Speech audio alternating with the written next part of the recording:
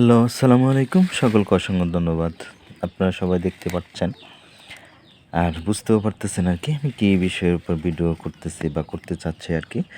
তো আমার বিষয়টা হচ্ছে আর কি আমার টোটাল এবারের 2024 সালের হাইল দানের আর কি টোটাল খরচটা আর কি কত গেছে আর কত মন দান পাইছি টোটাল বিস্তারিত আর কি আমি আপনাদের মাঝে তুলে ধরার জন্য বা বলার জন্য এই ভিডিওটা। তো সঙ্গে থাকুন, ভিডিওগুলো দেখতে থাকুন, সম্পূর্ণ ভিডিও।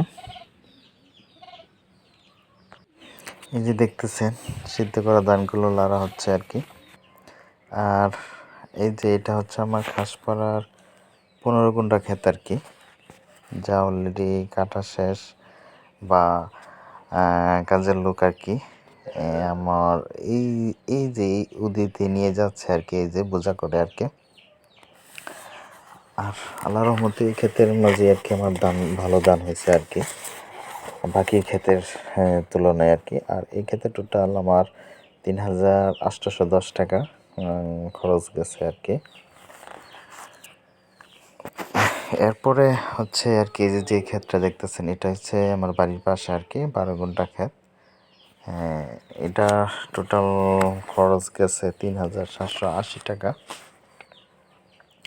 এরপরে হচ্ছে আমার বাড়ির পাশে আরেকটা ক্ষেত যেটা 10 গুণ্টা, ওটা হচ্ছে 2,000 টাকা খরচ। এই যে এখানে সকল ধান এনে বাইরানো হচ্ছে আর কি।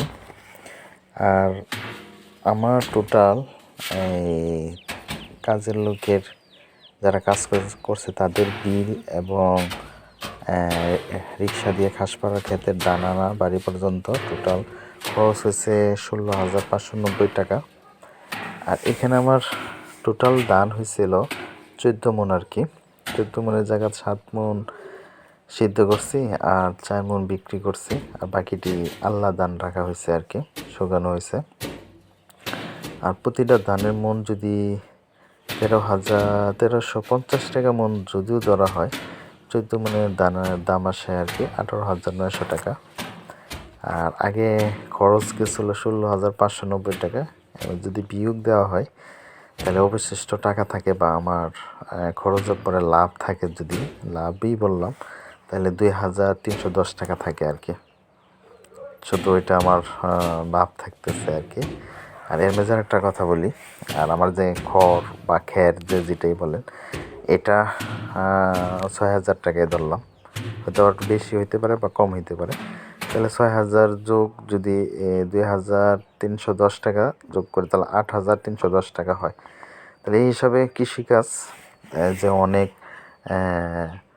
লস তা বলা যাবে না, বা অনেক লাভ তাও বলা যাবে না, আবার লাভ যে না এটা কখনো না। কারণ হচ্ছে আমার এবারে ফলন ভালো হয় নাই, তার জন্য হয়তো বা আমার এই মন বা দানটা হয়েছে কম আর কি।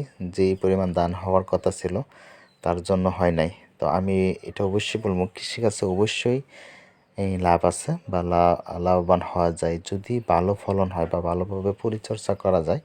আমি ভালো করে পরিচর্যা করতে পারি নাই বা সার ওষুধ প্রয়োগ করতে পারি নাই, কারণ হচ্ছে আমি নতুন, এই বিষয় বা অভিজ্ঞতা নাই।